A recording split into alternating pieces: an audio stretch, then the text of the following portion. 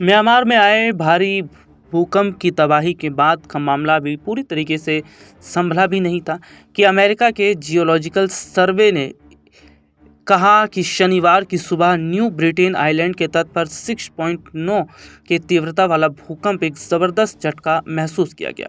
वहीं new Britain island के तट पर भूकंप आने के बाद अब पापुआ न्यू गिनी के लिए सुनामी की चेतावनी जारी की गई। इस जोरदार भूकंप का केंद्र धरती का 10 किलोमीटर की गहराई में था, जो किम्बे के करीब 194 किलोमीटर दक्षिण पूर्व में स्थानीय समय के मुताबिक सुबह 6:04 पर आया था।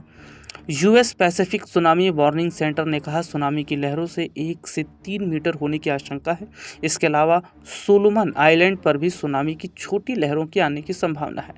सुनामी की चेतावनी देने के बाद बताया गया कि न्यू ब्रिटेन आइलैंड पर 6.9 की तीव्रता वाले भूकंप आने के करीब 30 मिनटों के बाद उसी इलाकों में फिर से भूकंप का दूसरा झटका महसूस किया गया। रिक्टर स्केल पर इस झटके की तीव्रता 5.3 मापी गई।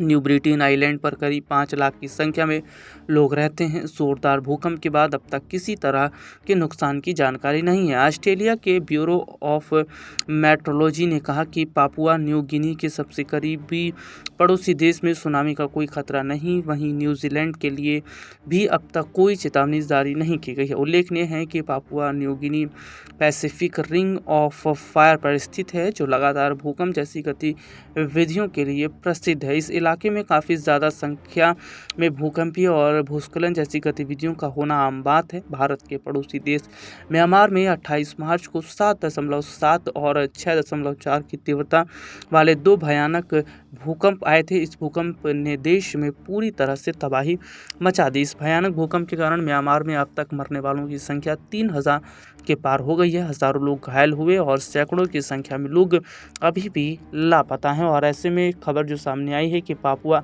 न्यू गिनी में जो ज़बरदस्त भूकंप आया, हालांकि इसके साथ ही खबर ये भी आ रही है कि उत्तर भारत में भी जी हाँ, कई जगह भूकंप के झटके महसूस किए गए हैं।